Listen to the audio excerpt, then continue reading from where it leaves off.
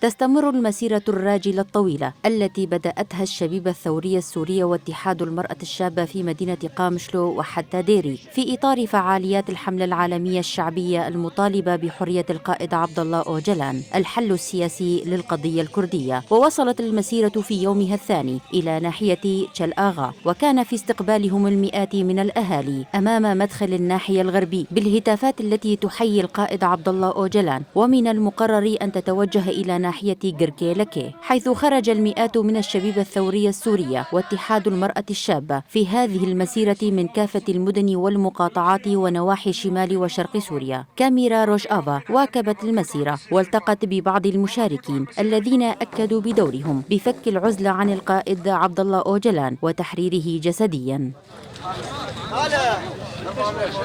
احنا ماشيين بهالمسيره مشان حريه قائدنا وفك العزله على قائدنا العظيم، لانه احنا ما راح نتردد. يعني فكره وفلسفه قائدنا هي اللي راح تقوينا باتجاه الامام. يعني نحن كشعب طواق للحريه سوف نخرج بجميع مسيراتنا المنظمه وبياناتنا وحتى تحرير النصر وحتى تبليغ ما نريد.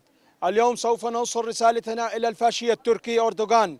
نقول لك بجميع طوائف شمال وشرق سوريا من كرد وعرب وسريان وآشور وأزيدية، نحن اليوم شعب طواق للحرية.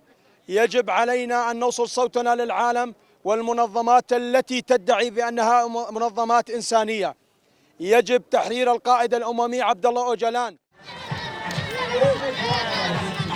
ووصلت المسيرة اليوم لناحية تل آغا التي تقع بين ناحية تربسبية وبلدة رميلان شرق مدينة قامشلو، وستستمر على مدى 3 أيام يقطع فيها الشبيبة مسافة تقدر ب100 كيلومتر. ويتضمن برنامج المسيرة طويلة أنشطة متنوعة في كل مدينة وناحية وبلدة تمر بها. هذا وانطلقت المسيرة بعد قراءة بيان الإعلان عن بدئها من ملعب شهداء 12 من آذار في مدينة قامشلو. ومن المقرر أن تنتهي بمظاهرة احتجاجية في الأول من كانون الأول في مدينة ديريك.